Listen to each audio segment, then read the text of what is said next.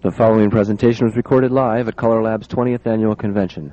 This is tape number 12, Site Resolution. We do have some handouts here, and if you want to pick up a copy, why, feel free to do so. And we shall get started. Okay, I guess we're all set here. If you guys would have a seat, we'll get started.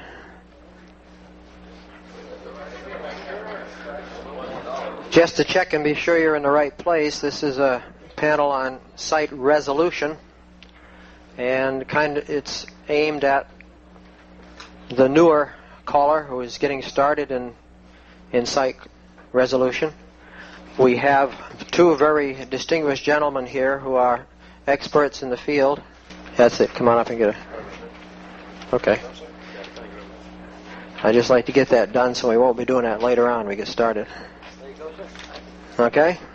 Probably to a newer caller, the secrets of calling, site calling as we call it, or site resolution, somewhat of a mystery. After you work with it just a little bit, you'll find out it isn't such a big mystery after all. But it does take a little bit of work in the beginning and a little bit of concentration. It also takes a little bit of memory work. So you're not going to escape from that part of it if you think you can just call. Why, forget it, because it just doesn't work that way. Anyway, it is a very helpful tool, and most callers that I know of today use some form of site calling or site resolution. And I would like to talk just a little bit about those two terms because I think they're different. Site calling is not the same thing as site resolution. Resolution is merely the time when you have been calling along, you want to get out. So using various methods, you set the dancers up and you know exactly what you're doing at that point, or you should. It's not a hit or miss kind of thing. It's there and it always works. Well, 99% of the time it works if certain things are okay. If the square you've been watching hasn't switched two people around and you didn't notice it or something, or you called yourself an oddball figure, then you got to get yourself out of that. But we're talking everything's going fine, and you've already selected your squares and all that, and you have been calling along. Now, you come to the point where you want to get these people out, call long enough. And that's where site resolution comes in. Now, site calling is a harder skill, I believe. Maybe these gentlemen will discuss that a little bit too, but it's much more difficult to site call because you have to know a lot more to do a good job at it. You have to know your formations. You have to know your arrangement of dancers. And that takes a little bit of study. And you not only have to know these things, you have to be able to do it on the fly. It's not enough to know these formations and move the dancers through them and stop, figure out where you are, and then go on. Extemporaneous calling, right. Another term, I think, for the same thing. But I think the blurb that you had in your booklet said we would differentiate between site calling and site resolution. The term extemporaneous calling would be the same thing as site calling. Okay? So I just wanted to make that clear. Is there any question on that before we go ahead? Because that's a very important thing. What we're going to talk about today here is site resolution. We could talk about extemporaneous calling or site calling for a long time. There's a lot to that. Okay?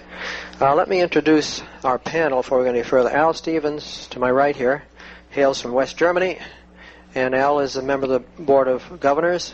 He's also a certified caller coach, and he's also been calling for the last 100 years, more or less.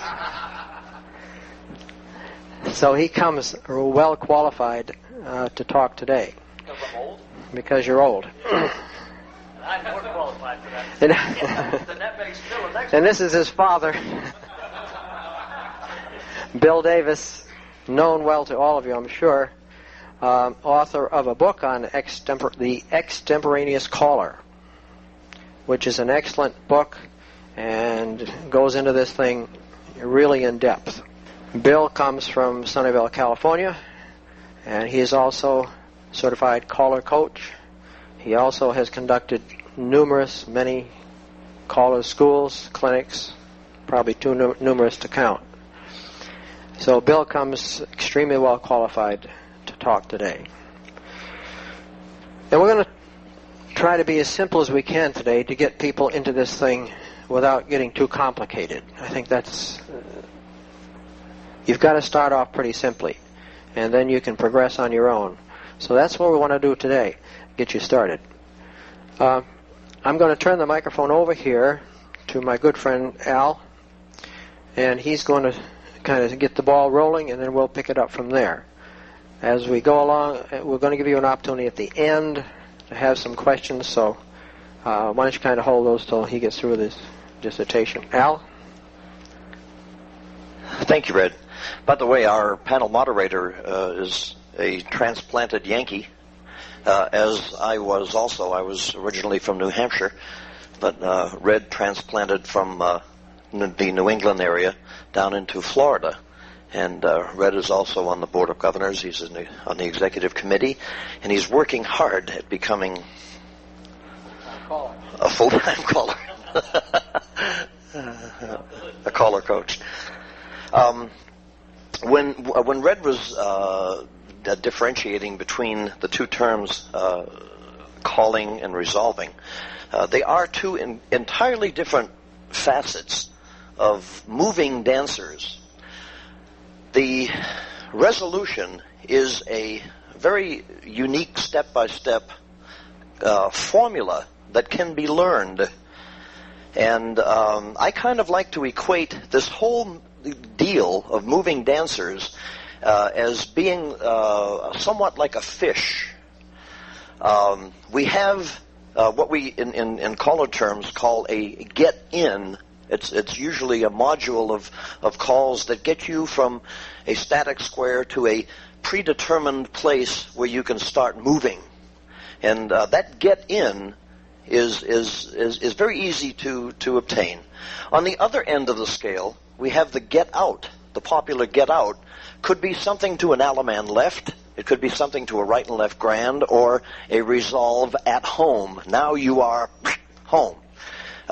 And what lies between the get-in and the get-out is where the fillet is on the fish. And that's the art and the ability to move dancers and move them efficiently, effectively, and smoothly. Our concern today in this panel is the art of using the tail end of the fish, the resolve. How many people here are sight callers now? Learning sight calling. Okay. That's a pretty good representation. You've got about probably 70% of the group. Okay, let's go the other way. How many do not know anything about sight resolution? And don't be afraid to put your hand up if you don't resolve the square sight. Huh? That's some effect on where we start. Yeah. So all of you are sight callers?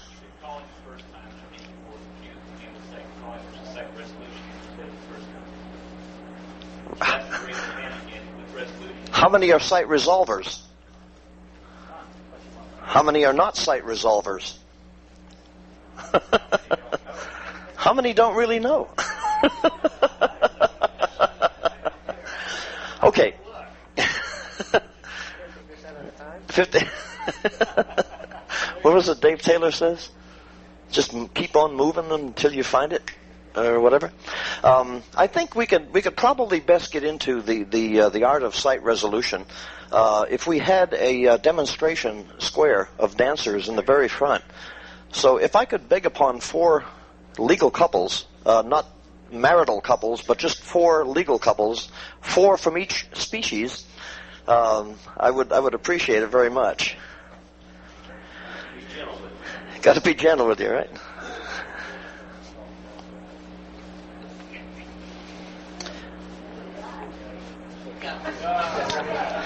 But now we need 1 couple. Here they come. Thank you. You want to be the boy or girl?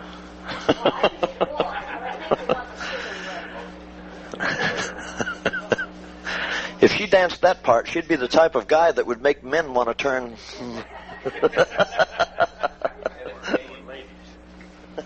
Oh, ladies, yeah. One of the most important... Yeah. They're up there. One of the most important things about resolving a square is the ability to first pick your key people for the resolution. For those of you who do site call, understand that we work on a formula where you have to match people up to have them in proper sequence, proper arrangement, proper relationship, etc., for the accurate Alaman left. How many times? What liar here has never said cross trail through to an Alaman left? Promenade, don't slow down. Okay. Then you realize that something has happened, and that something that has happened was you mismatched your 2 primary couples. I'm trying to be very, very aware of the fact that some people call for a primary couple and some call for a secondary couple when we start resolving. I don't like using those terms because in reality both are equally important. Okay? What we are truly looking for is, number 1, an accurate corner relationship. An accurate corner relationship means that I want a person and that person's corner to stand out in my mind right now. When I start hunting around for my resolution, I don't look for pairing up anybody. I look for the corner relationship and hope. That's the first thing I look for. The second thing I look for is the partner relationship after the corner relationship has been determined. But the important thing that I'm looking for is in this little L, regardless of where you draw it. If you look at number 3 man and number 2 lady as being your quote unquote primary people, I would hone in and embed in my mind number 3 man and number 2 lady as that is what I'm looking for the Alaman left. Do you follow what I'm saying so far? Is it sinking in? If I pick, in this particular square, if I were to pick number 1 and 4, I would look at number 1 man. He's got the hat on. Number 4 lady is very easy to distinguish on the move because she's the only one wearing a complete black outfit, and it's very easy to distinguish her with the man with the hat. Okay, we look at. We're told to look for things like bald heads, beards, glasses, short, and those are the ladies. and look for some sort of way of breaking. Anyway, huh?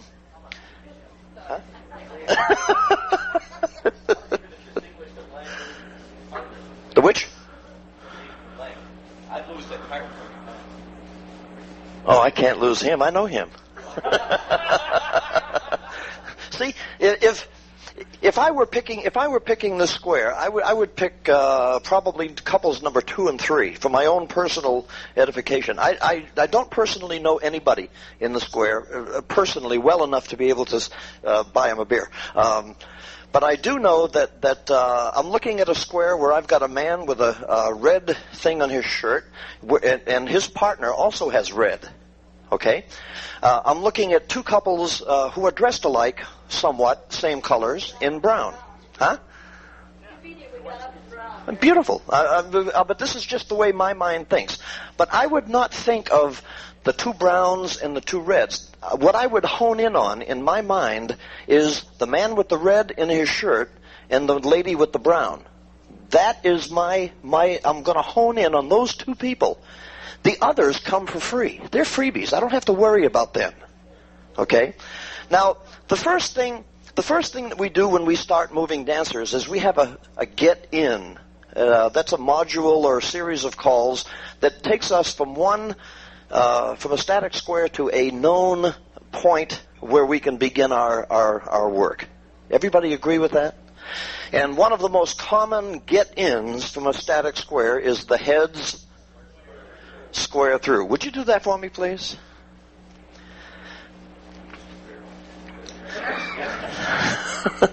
Yeah, but see, I can't call pair off in my backyard because my basic dancers don't know that at this point in time.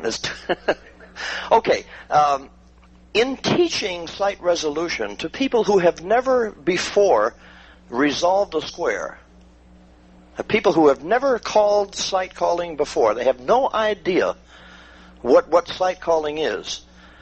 The first thing that I would do is from this particular setup, in my environment, since I have my primary, my objective is that corner over there, I would ask you folks, if you would please, you four, just to kind of back out of the way, all the way over, okay?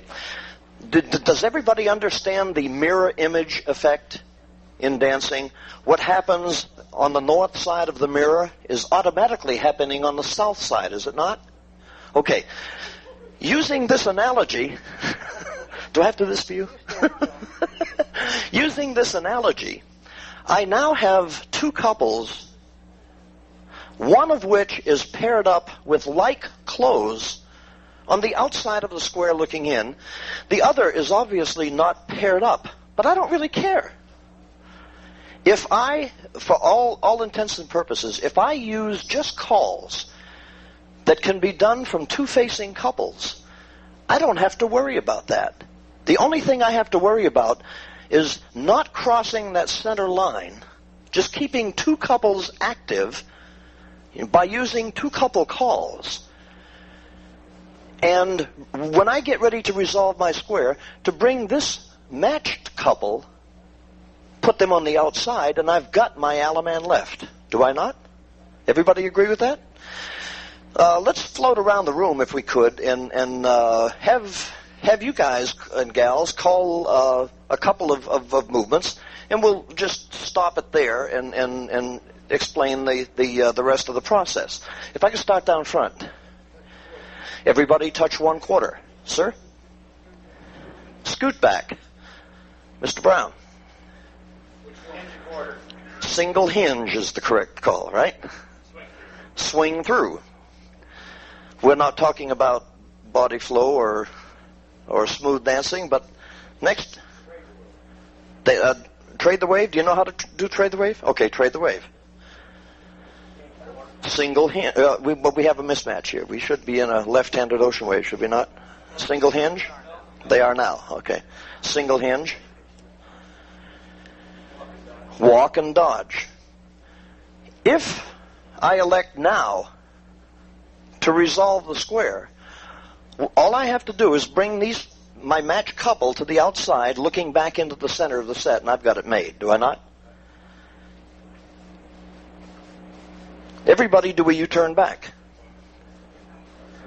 Slide through. I use slide through over star through because a star through has the ladies using their left hand, and if they use their left hand twice, some people get a little bit touchy about that. They use slide through, they can use their left hand without fear of guilt. Okay? And there's my sight resolution. All I've done was concentrate on two people. This is the very easiest, the very basic, the most basic form of sight resolution is working just two couple work. Now, Red alluded to this earlier. There is no system that we have at our disposal today. There is no system that does not require you to do some sort of mental work. The mental work that we have here is the process of being able to move two couples and move them quickly, efficiently, effectively, smoothly. Okay? And this takes a lot of study. It takes a lot of practice. And in my classes, I usually teach an awful lot of two-couple movements. In our area, we usually have quite a few, not enough for an even number of squares, if you get the drift. So I'll have people just square up facing two couples, just two-couple dancing. And oddly enough, if you go down the mainstream list, there are not that many calls that you cannot use from two facing couples. They're very, very few. And you can take the whole program, the entire program, and boil down. There's only about, I believe, 8 calls that you cannot use from two couples facing. Okay? You get the idea of where I'm coming from. If we brought the other couple in, they would have been doing the same thing on the other side of the square that these folks were doing here. And they would have done it, of course, with a smile on their face and etc. They probably didn't, I don't know about trade the wave on that side of the square. I don't think I'd have brought in a plus movement, but that's just philosophy on our side of the world. Let me see. Do we have any questions to this point, up to this point? All I'm doing is burning the footprints of my paired up couple, making sure that they're going to end up right where they're standing now when they're finished, okay? And I've got a lot of calls that I can use to move all 8 dancers. My restriction is facing couples are going to just work together. And this is the very simplest. There are other ways of resolving. Bill is going to get into this in a minute. But this is the very easiest way, I find, to teach a person who knows absolutely nothing about resolving a square, teaching them how to resolve a square. Okay? I thank you very much. Bill, do you want this? Hey guys, we don't have too many ladies, and I'd appreciate it if you could just hang in up here, the 4 couples, if you don't mind, and we'll sort of take the next step. Could you come back and square the set? It looked like from the show of hands that most of you are somewhat familiar. Let's look at a few things that can happen and see how far out we can get in extemporaneous calling and we don't have to go very far. As it turns out, we can't get very far. That's the very interesting thing. And this symmetric choreography that the fellows mentioned is all part of that. So let's do a few things, and then I'd like to talk about the technique that I think newer people can be very successful with. We call it two-face line type resolution. And I have one little different thing. I was interested to hear what Al said because I have a little different approach on one aspect of things. And let's see what that is. And when Al and I and Red talk about things, symbols or words that we use, definitions, we talk about formations. Everyone know what that is? And we talk about arrangements. Everybody know what arrangements are? We may use that a little bit. We know about sequence. We know about relationship, all those things. We'll use those terms sometimes. Now, what Al did is a little bit different, and I'll show you how it's different than what I'm going to do, but it's certainly equivalent. And I'm not saying that it's necessarily better. It's just different. A little different mindset on the way I approach it than it looks like the way Al approaches it. Very interesting to me. All right, let's just do a few things. Heads past the ocean, please, and extend the tag, and do a single hinge. Have I? Oh, you already did that. I don't have to do that now. Okay, using the same one for doesn't matter? We can have, one thing that we often do is ask each side, front, back, to pick a different key man, and they'll find that the way I look at this thing, the same things I say about my key couple, you're going to find apply to your key couples, no matter who they are. And I certainly go along with Al in saying, I don't like the idea of primary and secondary couples.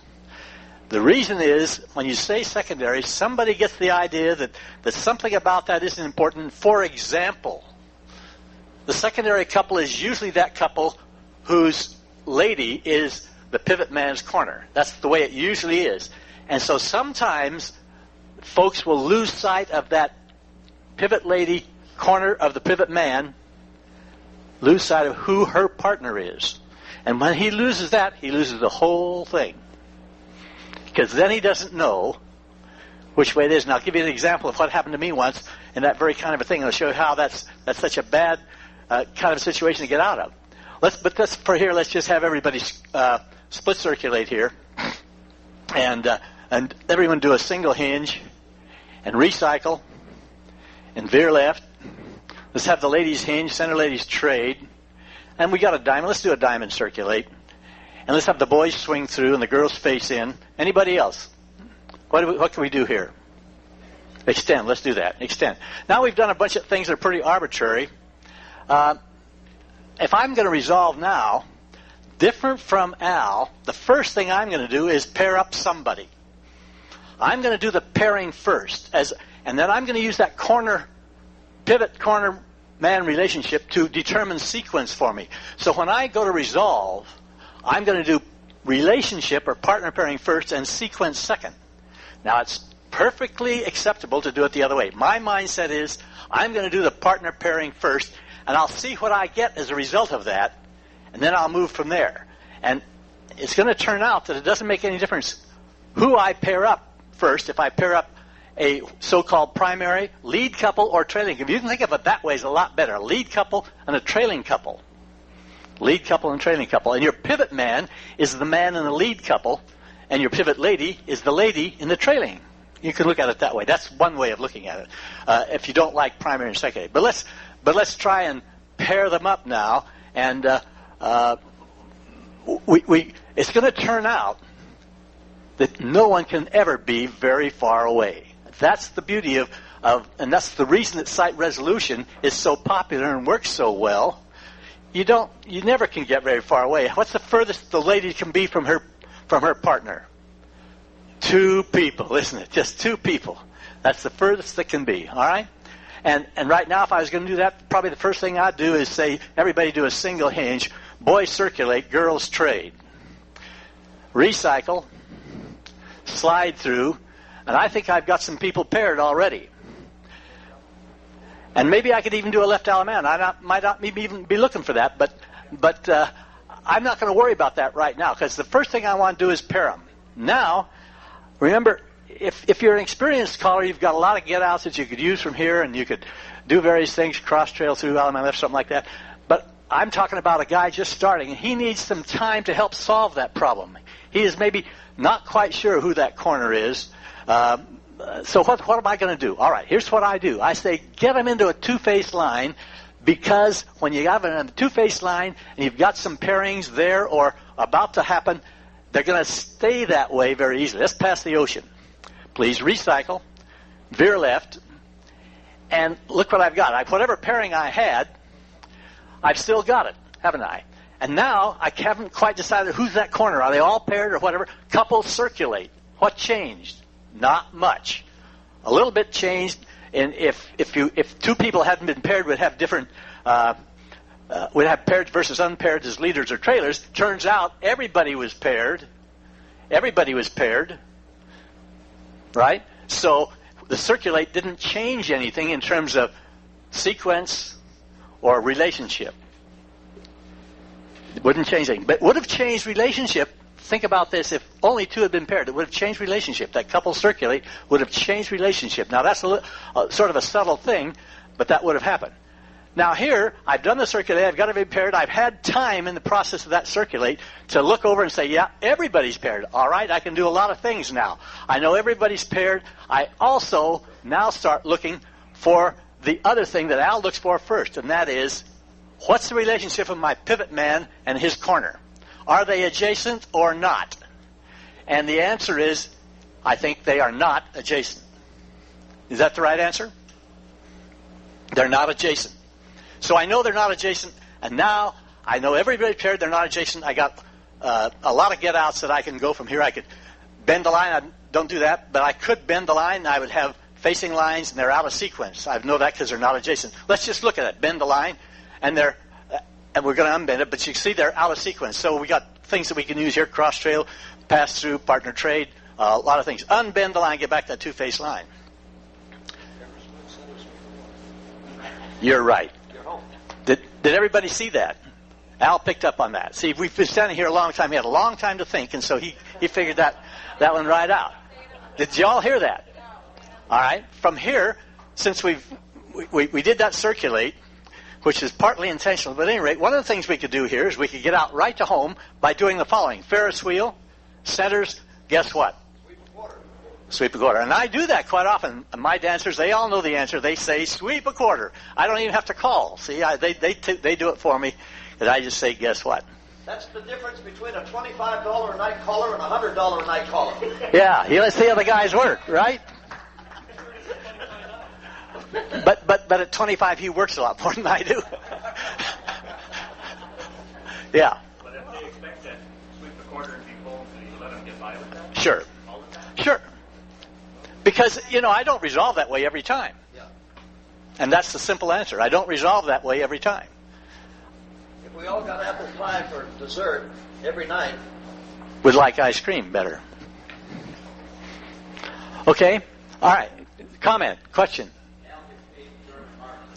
Yeah, that's right. All right.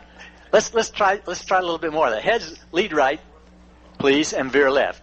And a couple circulate. Let's have the ladies circulate twice, please, for me. Eins, zwei. Right. Here, gang, is the furthest away. Here is the furthest away that your partner, and I'm looking for partners when I go to resolve. This is the furthest away your partner can be. This is the furthest away. Now, I'm already in a two-phase line. I got myself in a two-phase line. I look around and I see no couples paired.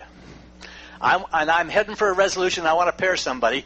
I have a thing which I call, I think I probably started this about, 92, 70, maybe 17 years ago. Peters and I were doing things down in Las Vegas. And I came up with this idea that I said, well, I'm going to call this, just for identification purposes, thing they can hang their hat on. I'm going to call this the AC-doocy thing. Even though this is an advanced call, it's still a very simple-minded concept. And you don't have to use the word AC-doocy. You can just you can cue it as fast as you can say it, just about. Ends circulate, boys circulate, girls trade. And that's just about going to guarantee every time that you pair somebody up, if you had nobody paired.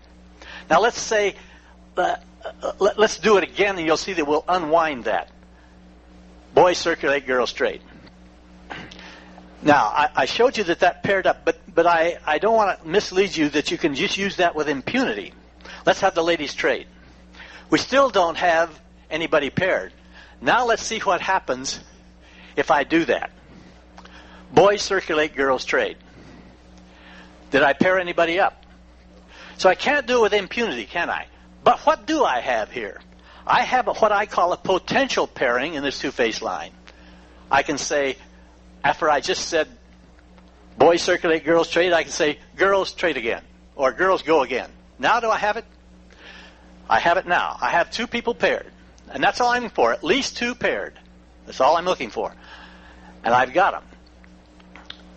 So, yeah, go ahead. In Las Vegas, two pairs, right? Yeah. That's where we figured it out. Las Vegas, two pairs. But it didn't beat four of a kind. Well, Getting slow, Bill. if we now wanted to pair everybody, we could use that same AC-doocy concept again, but we can't use it with impunity. What do I have to do now if I want to use it again to get everybody paired? Anybody? Let's see what happens. Everybody circulate. Now I've got the paired couple in the lead. You see that? That's the key. Boys go again. All the girls trade. And look what we got. We got everybody paired. Got everybody paired. And we've used that AC-doocy. If you've got them all paired, and some newer callers will get them all paired, they won't even see it. and they'll use the AC-DC. What happens? Let's have the boys circulate, girls trade. What happens? Well, we unpair people. So, you can take it both directions. But we still have, do we not still have two paired? We still have two paired, don't we? So it's a very powerful thing, because look what happens. We've got two paired and two not paired. Couples circulate. What do we have? Haven't changed it. What if you're trying to decide just what situation you're in? Haven't changed it. Couples circulate again. Now, I'm not recommending 8 circulates in a row, but, that does give you that thinking time. It gives you that thinking time. And if you say, gee, I just did that circulate, and I'm still a little bit nervous about this, let's see what I could do that sort of doesn't hurt anything. Everybody tag the line, please, and face right. I haven't changed that pairing. They're now half sachets, and I've got to fix that somehow, but nevertheless, I can now couple circulate again. Now, how about here? Does it work here? Yeah, it works here too, doesn't it? Let's have the girls circulate while the boys trade. What have I done? Have I paired anybody? No, I did it wrong, didn't I? I had the wrong people in the lead, so I undid it. But now, I can't undo it twice. It turns out it's that lucky thing. If I do it wrong once, let's do it again. Girls circulate, boys trade. And how about that? And now I've got them, and I'm back up to at least some people paired. They're getting uncomfortable being half sachet. Tag the line, please. Face right. And now I'm in shape again, and I've got at least 2 couples paired. Do I have more than 2 couples paired? Just the 2, haven't I? I've got the 2 couples paired, but I'm in control. I haven't, in my mind now, I haven't even decided the problem of the sequence. I've just worked the relationship problem. And for me, either 2 paired or 4 paired is a satisfactory answer for my preliminary relationship exercise. I don't care which one comes out, because I've got a memory get out sticking up here that tells me a lot of things that I can do from either one. So I don't care which one I get first. I don't care which one comes up first. It's completely arbitrary. Now you say, okay, I've got 2 paired and 2 not paired, and I want to do a resolution, and I've already done a circulation, so I don't want to do that again. Ferris wheel. Well, I got the pairs in the middle. Let's everybody zoom. And I haven't figured out, let's do a right and left through in the middle. And while they're doing the right and left through, I've been looking at them to see how far now I might have to go to resolve to a proper Alaban left. And there's either, after the right and left through, there's either 2 things, either pass through or square through 3. Do you see that? Let's do a right and left through. Now, there's still either 2 things. It's either pass through or square through 3. Now, obviously, there's a lot of equivalents for those 2 things, and I'm not worried about those now. I'm worried conceptually, what does the right and left through do for me? It gives me thinking time. It gives me a little thinking time to decide which one it is, whether it's a right and left through or, whether it's a pass through or a square through 3. Okay, so we've got either one of those things, haven't we, that we can use. All right? Does everybody know which one it is of those 3 right now? What?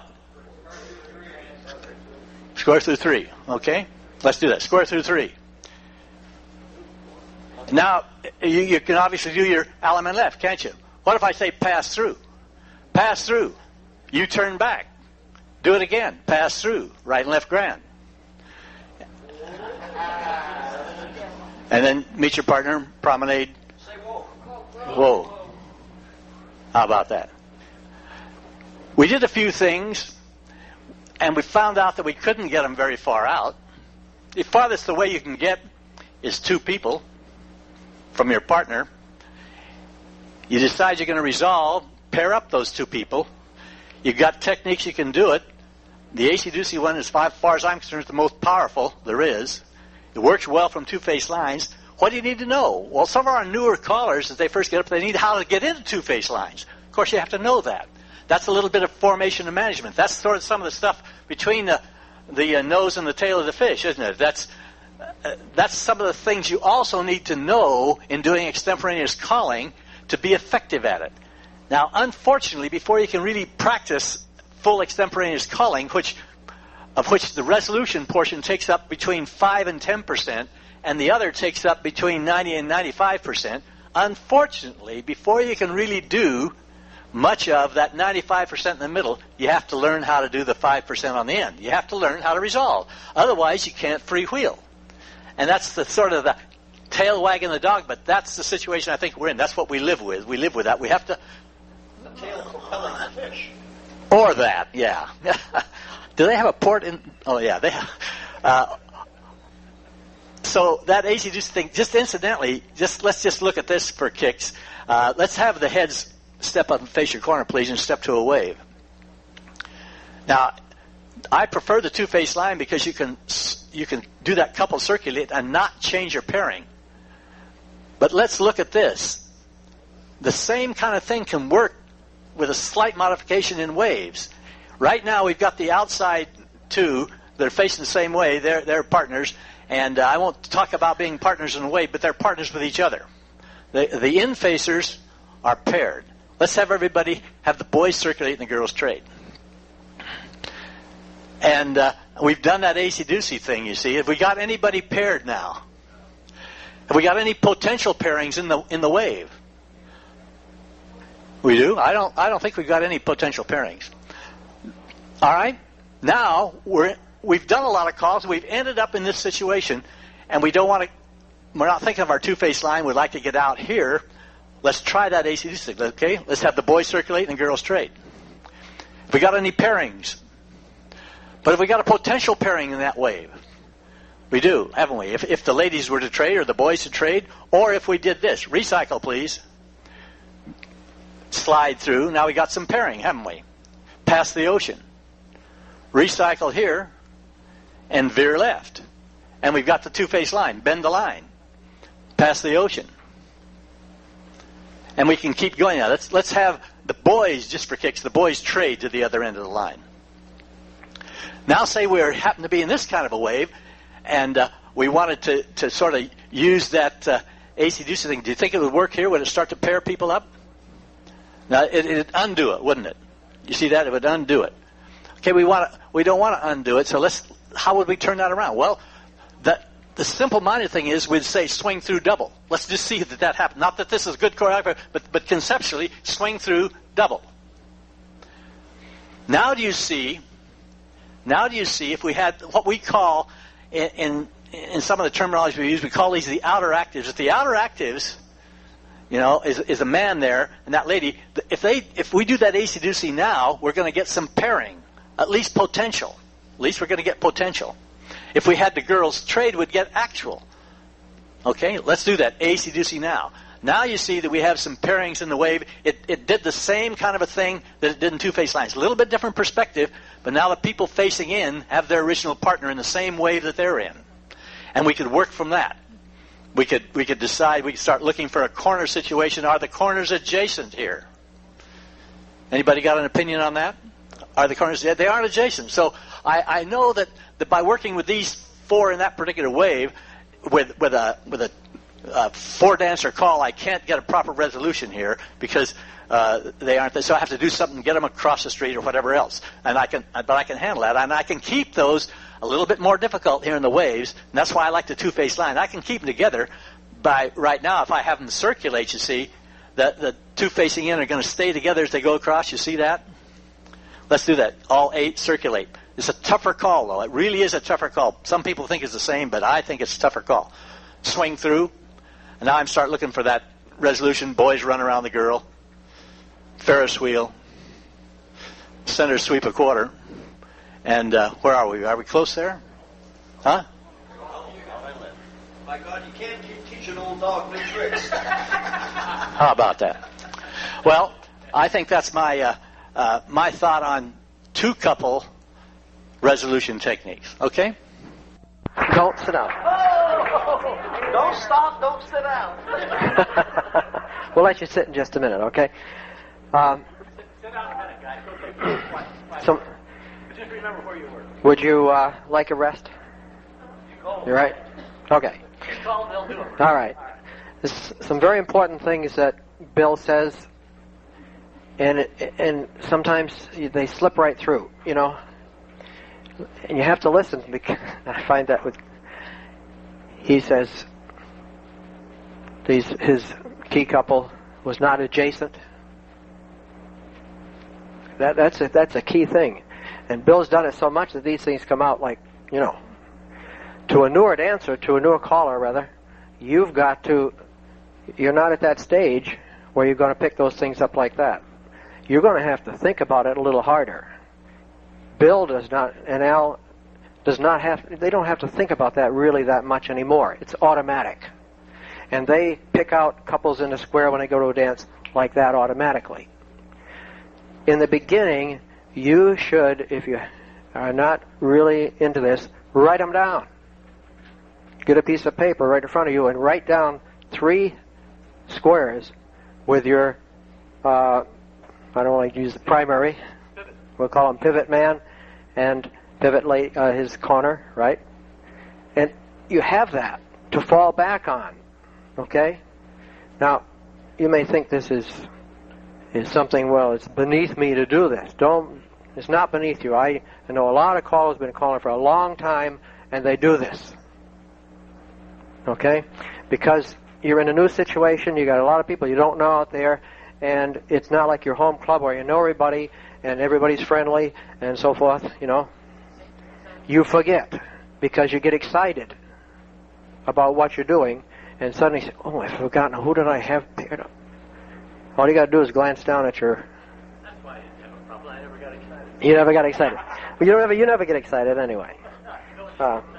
Right. Oh, it wasn't that exciting. Okay. The only thing Bill didn't explain is when you go to a club where everybody wears the same outfit. Yeah, that happens. And you could be in a situation you got 8 guys too, you know. But that's just a little more challenge, right? Right. Anyway, what I'd like to do is just talk about a couple more things here, and then we're going to see if we can get some questions from you people. And when you ask a question, you got to come up here though, because this microphone is being taped, and we won't hear your question back there, and we want everything on tape. So be sure you come up here if you have something to say. Okay? Could we just have the heads lead to the right and circle to a line?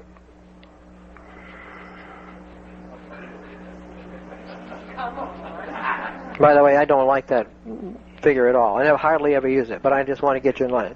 Yeah, I know. I would much rather get them in line some other way. But anyway, to save time.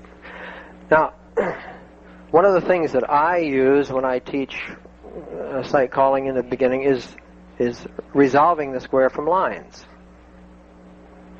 Okay? It's not really that much different than what we've been doing. But there's a couple little things in the beginning that you can really depend on when you get them in lines, okay? Okay, you dance your dancers around, you know, and then you want to put them back in lines of 4. So why don't we mix them up a little bit, okay? Let's have you star through. Pass through and trade by, and star through. And do a right and left through. Okay? What's happened? Mixed them up. You're mixed up. Okay.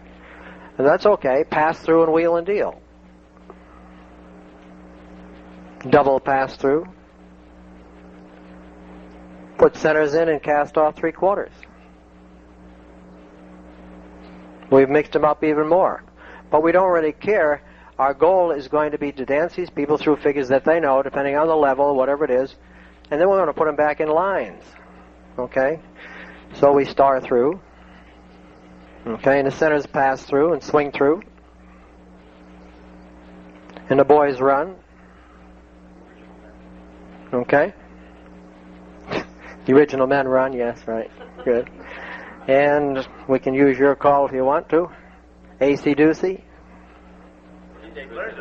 See, they know it. Right, okay. And what's happened? Okay? You got them all paired? 2 couples. Okay. So if you know you got two couples paired, you know several things you can do from here. But we want to get them to lines. Okay? Bend the line. All right. Now we think back to, or we've been thinking this all the way along. You've been doing this. You don't think now. You do it ahead of time. Where is my number one couple or my pivot man? Okay? Where is he? Are you going to use him? I'm using him. Okay. You use the guy. All right, that's a good point. Use the guy with the hat. Why'd you do that? Okay, in his mind, the man with the hat was the one he wanted as keeper. It doesn't matter. What matters is the person that you can remember easily. Right. My pivot person was not a man and was not wearing a hat, does not have a beard. It was a lady in brown. Okay, now, in our lines, we want to, let's say we take them, like the gentleman said, the man with the hat is our key. Okay, we want to put him on the left end of a line, okay, with his partner. That's our goal. All right? Now, in your mind, what do you have to do to that? You have to say, where is his partner to yourself? And do you see her? Do you know? Who is it? Okay. So now we've got to get that girl and that man together. Okay?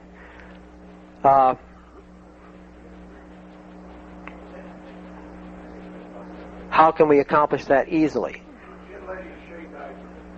Well, yeah. Let's not get too fudgy here, all right? You could do that. That's right. You could do that. Right. All right. We want to pair up this lady over here and this gentleman here. Okay?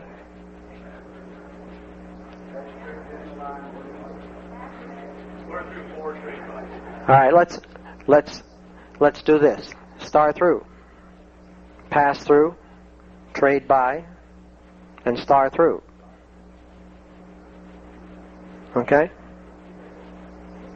So we actually brought him back here, but now we still haven't accomplished what we want to, because we want to get him on the left end of the line. He's now in the center. Bend.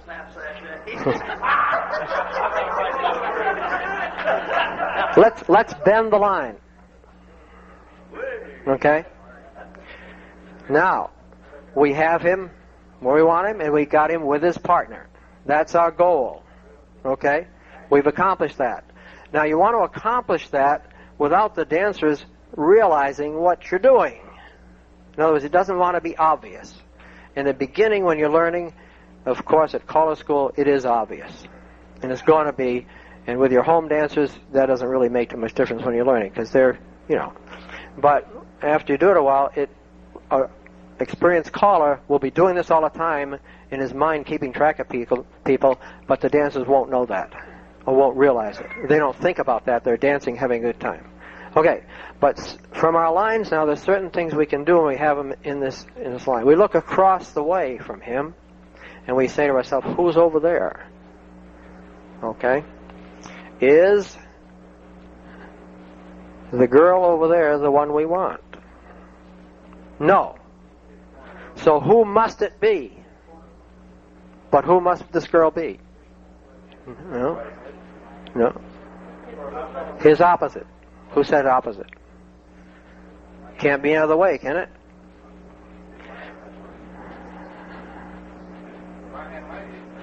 Okay? This is my right hand, original right hand. The original when we started out. Okay, original right-hand lady. Okay. Terminology. Okay. Right. All right. Suppose now from here we want to resolve the square. Okay? No, the next key, the thing to do is pass pass through and wheel and deal. And we're right back to where Bill was when he was working his situation. Okay? Now what have you got in the middle? Where is our pivot man's corner? Okay, right here. Now we've got to get her to him.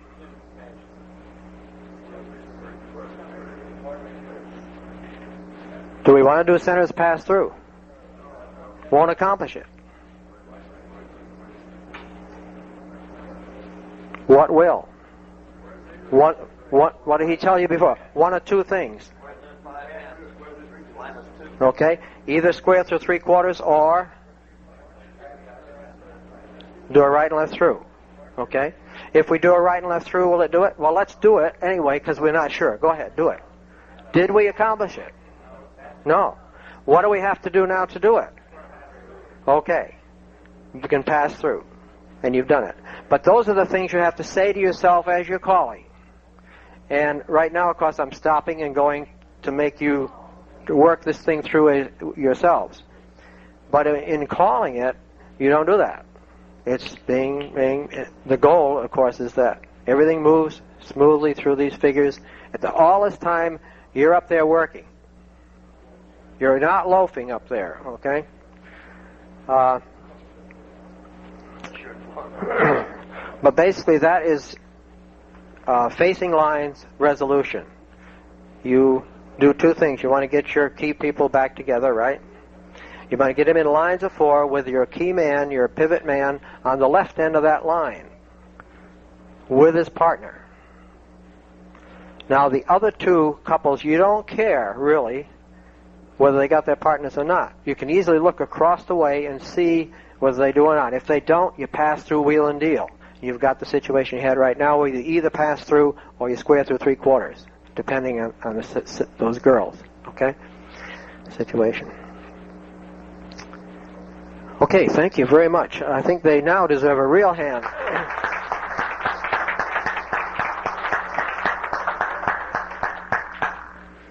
bad that wasn't on videotape so they can get credit. At this time, I think, do you have anything else you want to do, Bill, at this time? Al? I've got a few comments. Okay.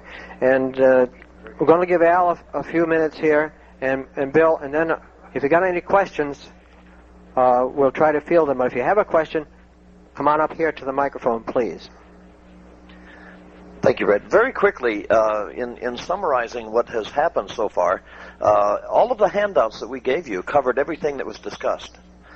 Facing line site resolution, two-faced line site resolution, isolated site, and the extemporaneous site calling that Bill alluded to. They're all in the handouts. We've tried to condense in the short space of 1 hour what would normally take quite a while to play with. There are many ways to skin the cat. There are many, many ways to skin the cat. Find the way that's most comfortable with you. We tried to show you a very easy stepping stone effect, the very simplest that I demonstrated with just 2 couples, to the more sophisticated two-phase line, ocean wave, line site resolution. The key is the dancers must move. The dancers must enjoy the sensation of dance. Never lose sight of the fact that once we lose control of that, we're out of a job. Okay. Another point that I would like to make is that every call on any list that you work has a starting and an ending formation. They may be multiple, or they may not be. It behooves each of us to know what each call does. The choreographic sequence or consequence of every call should be known. When you call a call, you should know right now, boom, what the ending result is going to be. And if you're 1 step ahead of the program, you should know which hand is going to be available also. This is a great, great asset. Anybody that's just learning how to sight call, who's just entering the program, I would urge you very, very quickly to get a hold of the list. And in your spare time, write down on a piece of paper the starting formation and the ending formation of every call that you work with. And know which calls start from certain formations, which start from others, etc. and if possible, which hands are available. It's a very good training aid for you, and it'll start you on the road to becoming a good sight resolver. Thank you. Right. I couldn't agree more. One of the things that we're talking about here, too, for people just learning, I realize that most of you, by your show of hands, have already done some, and you'll probably agree that one of the toughest things that you face is what Red alluded to when he says, write down those corners, and that's the corner-partner relationship, what I call the pivot people, the relationship between the two pivot people, that is, a man and his corner. And I'll start out by mentioning the importance of picking a particular one, and I certainly go for that. What I do in my clubs is I have couples. Most of the time I'm calling for local clubs. I have 3 clubs, and I'm calling for them, each one of them once a week. So, and I'm calling 3, 4 times a week, and I'm calling quite often to the same people. I have people in my clubs that are my pivot couples. Why? They're strong dancers. That's the first thing. When I know the people, that's the first thing I look for, the strong dancers. Why? As Red mentions, Al demonstrated by having the people move over to the side, if you have strong dancers, particularly adjacent, and you go to resolve and you get them right, even if the other people in that square, in that same square, have made a mistake, you're still going to be okay for the rest of the floor because your strong dancers, you can be sure of, did it right. So picking that key couple, remembering who it is a very important thing. And I suggest that if you call regularly for a club and you're using this and you're just sort of starting to get into it, think about using the same couple every night. You get a lot of freebies that way. What are the freebies? The freebies are the nominal partner pairings. You know that Joe always dances with Mary. You have that kind of a situation in your club. That's a big, big simplification. You don't have to struggle with, you may have to solve the problem of partner pairing, but you don't have to struggle with who it is. You know who it is. So then the only thing you really have to remember is that pivot corner relationship. And that simplifies the process, because you need to know both of them, don't you? You need to know both of them. So that's the way that's the way I handle that. I would suggest you handle it. I remember I said I was going to tell you the story about the primary secondary. Wade probably doesn't remember this, but about 12 years ago, I was down in Texas, and he had me do a dance, and he came to that dance, and I did the dance. And at the end, and these were all new people to me, and I'd been sight calling, I was handling it, but you know, I'm always looking for the strong couple. No matter when I am, even if I've called for a couple of hours, I still may not have determined for sure who that strong couple is. And so we get up there. So I said, Wade, you know, who's this, you know, good pivot couple here? And he pointed to a guy back there in the middle square, and I said, tall guy and identifiable partner. I said, yeah, that's cool. So I said, I'll use him for a pivot man, and I picked out his corner, and away we went. And I'm going along, and I'm going to resolve. And all of a sudden, I'm having a problem. I said, I don't usually have problems. Why am I having a problem? Why am I having a problem? This guy was the number 3 man. I was looking right at him. He was only 2 squares away, and I had my glasses on and everything. Well, can anybody guess what the problem was? Doesn't happen very often. What? Well, maybe he did, maybe he didn't. But in essence, he did. But how did he do that?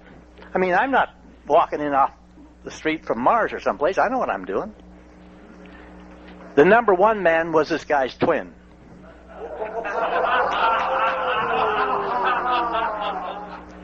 They were dressed, I hadn't noticed this because this guy was back to me, but they were dressed the same. They had the same color socks on. I didn't know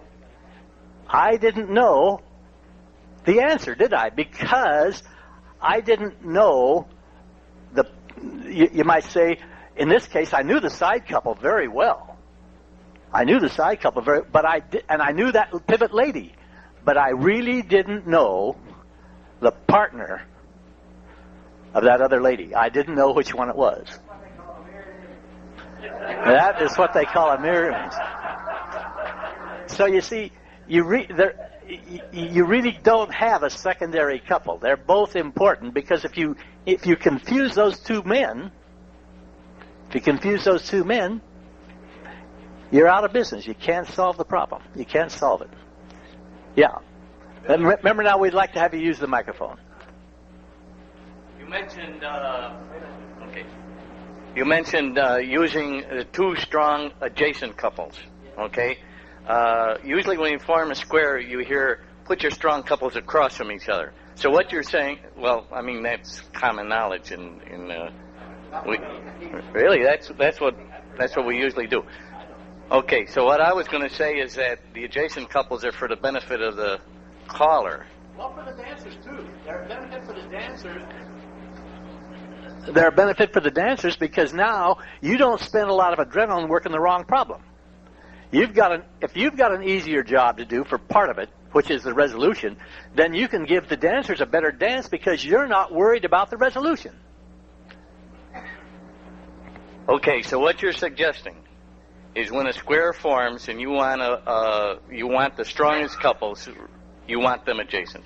That's what I would. Okay. The answer is yes. The answer is yes. All right, any other questions?